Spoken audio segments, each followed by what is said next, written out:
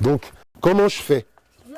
Je me mets à l'extrémité de la lettre comme ça, et je tape doucement, jusqu'à arriver au milieu.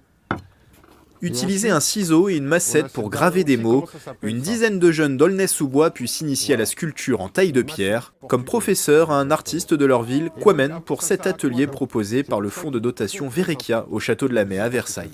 C'est surtout démontrer à ces enfants qu'il y a une possibilité d'incarner ces métiers, du patrimoine immatériel, leur donner envie et pourquoi pas susciter des vocations. Pour moi, l'idée, c'est de pouvoir redonner ce que moi j'ai pas eu étant plus jeune, parce que justement on n'avait pas de structure et on a toujours l'impression que l'art c'est quelque chose d'exclusif, et moi justement je veux donner ce message où c'est inclusif et spécialement pour les jeunes issus de banlieue. On va écrire dans la pierre. Ce jour-là, les jeunes travaillent sur le langage et l'écriture, ils ont dû choisir un mot à graver sur la pierre. Déjà, je vais vous laisser un peu de temps pour réfléchir à un mot, pas n'importe quel mot. Je veux que vous choisissiez un mot qui représente vraiment d'où vous venez et votre culture. Dis-moi quel mot tu as choisi. Croqueuse. Judo.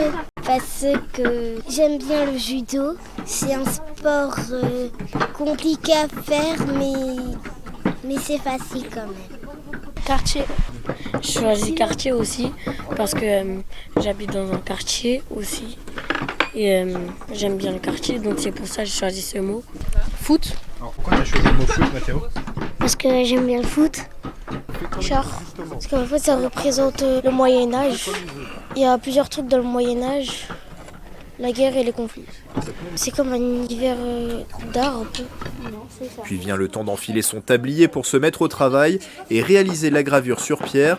Les participants sont concentrés, les gestes appliqués, et pour une première, le résultat est plus que prometteur. Je trouve que c'est très bien d'apprendre à sculpter. D'apprendre à sculpter des mots, des lettres.